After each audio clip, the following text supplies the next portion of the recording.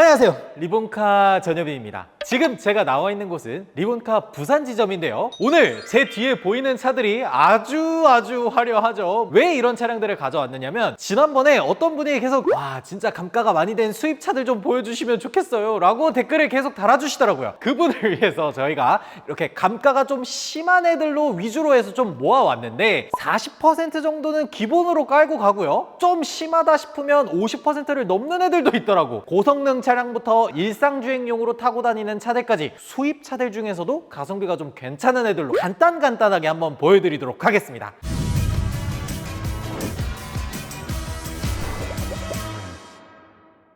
제일 먼저 눈에 띄는 애부터 한번 볼까요? 제네시스 마크 아니야? 제네시스? 아이, 제네시스라니. 엠블럼에 날개 달려있는 걸로만 따지면 정말 많습니다. 뭐 에스턴 마틴도 달려있고, 벤틀리도 달려있고, 미니도 달려있고, 제네시스도 달려있어요. 제네시스가 따라한 거네? 제네시스가 제일 엠블럼을 늦게 만들긴 했지.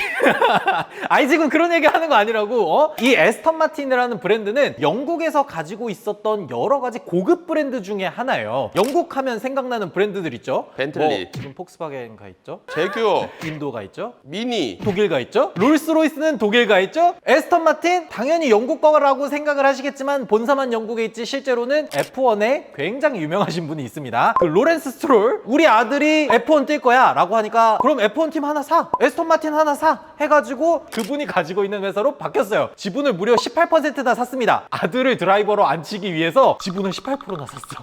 그리고 이대주주 뭐 이런 쪽으로 내려가 보니까 지리도 있더라고. 지리는 안 끼는 데가 어디야. 다 있어, 다.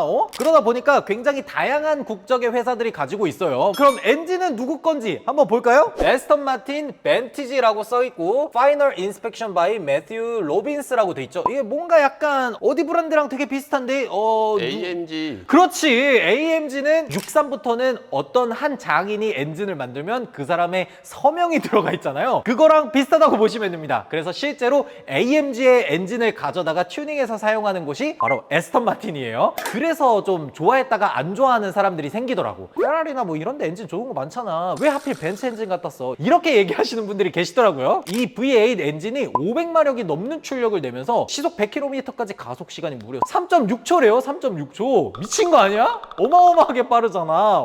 그래서 제임스 본드가 그렇게 많이 탔구만. 그럼 우리 땐 진짜 유명했잖아.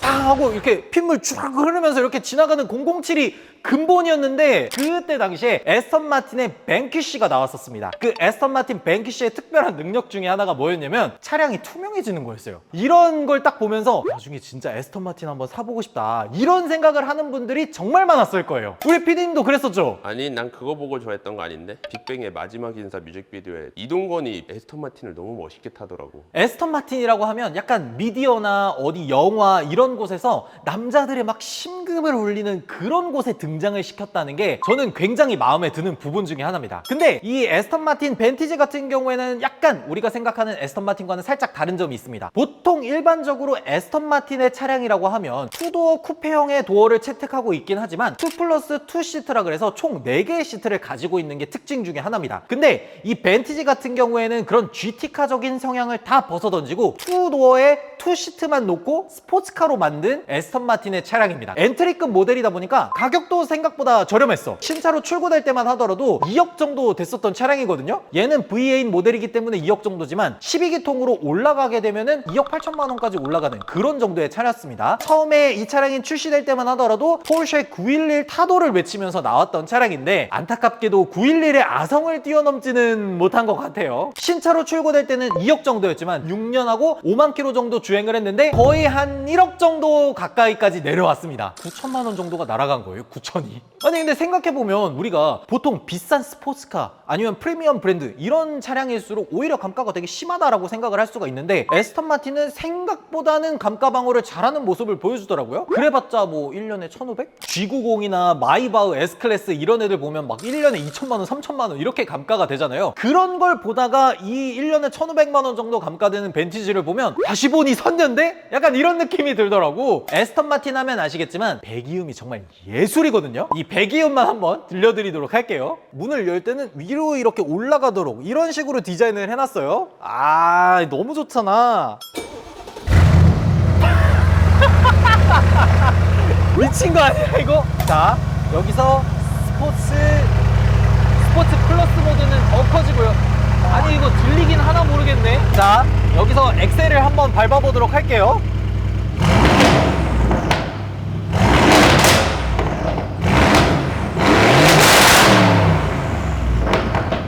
못하겠다. 이거 너무 시끄럽다. 어우 냄새. 냄새. 오, 고급류 타는 냄새. 와 진짜 어마어마하다. 근데 제가 봤을 때 이거 순정배기는 아닌 것 같은데 그래도 되게 기분이 좋은 것 같아요. 이게 만약에 제 차라 그러면은 항상 창문을 열어놓고 다니지 않을까? 아니 근데 이렇게 1억이 넘는 차도 8일환불 해줘? 아예 당연하지. 지금 리본카는 모든 차종에 대해서 정책이 다 똑같습니다. 수입차든 스포츠카든 슈퍼카든 8일 안에는 모든 차량들이 다 환불이 가능합니다. 그리고 어쨌든 이런 차량들조차도 저희가 처음에 점검이라든지 이런 것들을 전부 다 하기 때문에 크게 걱정할 필요는 없는 거죠. 내가 만약에 타고 나가서 뭔가 문제가 생겨, 그럼 환불하면 되니까. 에스턴 마틴을 첫 번째로 한번 봤으니까 또 다른 차도 한번 보여드리도록 할게요. 바로 옆에는 BMW 5 시리즈가 있습니다. BMW가 신형으로 넘어가면서 BMW i5니 뭐 여러 가지 5 시리즈 모델을 만들어냈지만 5 시리즈 중에서는 제가 봤을 때 이 디자인이 제일 멋있게 잘 나오지 않았나 생각이 들어요. 이 5 시리즈 같은 경우에도 페이스리프트 된 LCI 모델이 훨씬 더 예쁘다고 생각합니다. 리어램프 디자인이라든지 이런 것들이 훨씬 예쁘거든요. 그래서 웬만하면은 5 시리즈를 구매하실 때는 LCI 된 모델을 구매하는 게 훨씬 더 예쁘게 잘 끌고 다닐 수가 있습니다. 근데 얘는 기본 5 시리즈랑 뭔가 범퍼 디자인이 많이 다른데? 아, 우리 PD님 BMW 진짜 좋아하시다 보니까 이런 거 정말 잘하시네. 범퍼 디자인이라든지 이런 것들이 조금 더 과격하죠? 확실하게 알 수 있는 거는 휠 디자인을 보시면 됩니다. 20인치 휠 들어가 있는데 굉장히 과격하게 M 스포츠 휠이 들어가 있죠. 그리고 캘리퍼도 파란색으로 도색이 되어 있고, 아시다시피 이 차량 같은 경우에는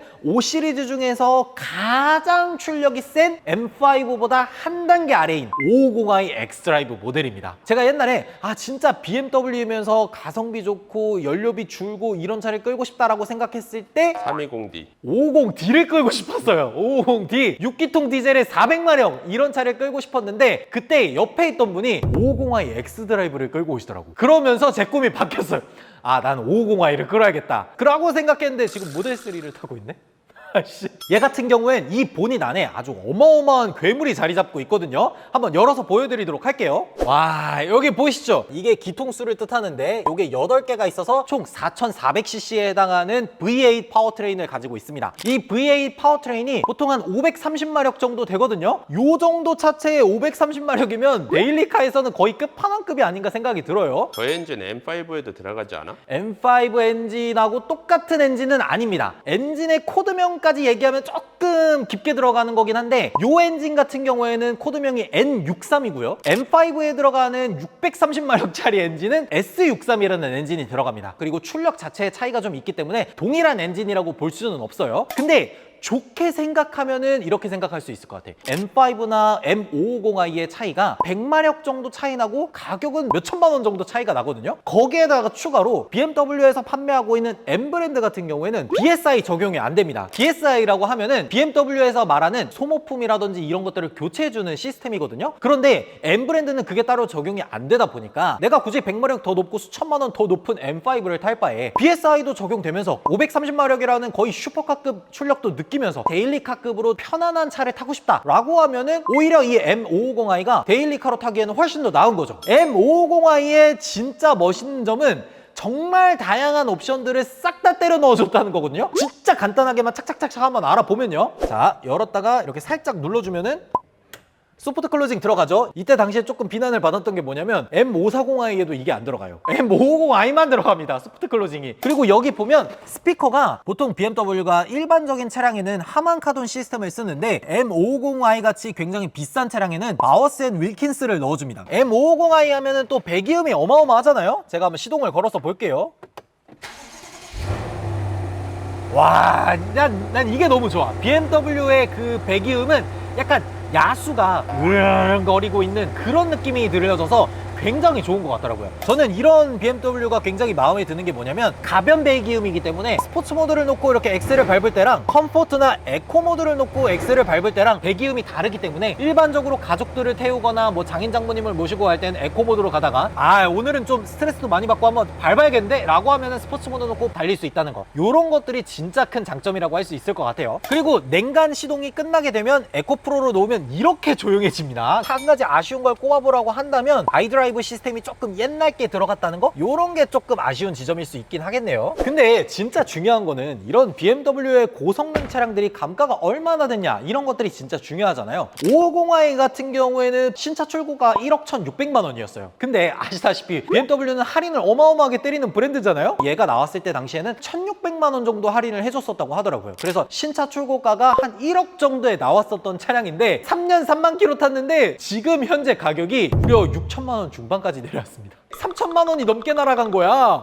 얘를 보여주면 되겠다. 이 G80 있잖아요. 3.5리터의 스포츠 패키지가 들어간 차량이거든요. 근데 얘가 6,750이야. 3.5리터 스포츠 패키지 들어간 애랑 BMW M550i 중고랑 가격이 비슷한 겁니다. 저렴해진 건 알겠는데 신차가가 너무 비싼 차들이라 일반인들이 접근을 못 하잖아. 그렇지. 그렇긴 하지. 아무래도 6천만 원이라는 돈이 주머니에서 쉽게 나올 수 있는 돈은 아니잖아요. 그러면 그것보다 좀 더 가성비 좋은 애로 보여드리도록 하겠습니다. 바로 벤츠 E250이에요. 아방가르드 모델입니다. 지금 E클래스 같은 경우에는 아예 풀체인지 모델로 신형이 나왔죠. 리어램프에 벤츠 모양 나와 있는 거 되게 도전적이더라고. 저는 오히려 구형이 조금 더 나은 거 아닐까 그런 생각이 들더라고요. 그릴은 좀 바꿔주셨으면 좋겠어요. AMG 그릴이나 이거 튜닝이 되거든요. 그런 걸로 좀 바꿔주면은 오히려 더 멋있게 생기지 않았을까 그런 생각이 들어요. E클래스도 페이스리프트 전 모델 후 모델로 차이가 굉장히 큰데 페이스리프트 전 모델 같은 경우에 디스플레이 자체는 이렇게 일체형으로 나오지만 터치 디스플레이 적용이 안 됐어요. 얘 같은 경우에는 페이스리프트 되고 나서 센터 디스플레이에서 터치가 됩니다. 터치 디스플레이가 안 되는 모델을 고르게 되면 가운데 있는 센터 컨트롤러로 디스플레이를 조절을 해야 됩니다. 그러면 되게 복잡해요. 얘 같은 경우에는 장점이 또 있죠. 실내 디자인이 굉장히 마음에 드는데 특히 이 핸들, AMG에서 볼 수 있을 법한 그런 핸들 디자인을 보여주는 것 같아서 되게 좋더라고요. 왜냐면 이거 전 구형 핸들은 되게 뭉툭하게 생겨가지고 저는 이 핸들이 정말 멋있다고 생각이 되고 실내 디자인이라든지 이런 것들도 이 250 좀 하위 트림이라고 하더라도 생각보다 괜찮게 뽑힌 것 같아서 아주 만족스러운 것 같더라고요. 한 가지 아쉬운 거는 통풍 시트가 빠져요.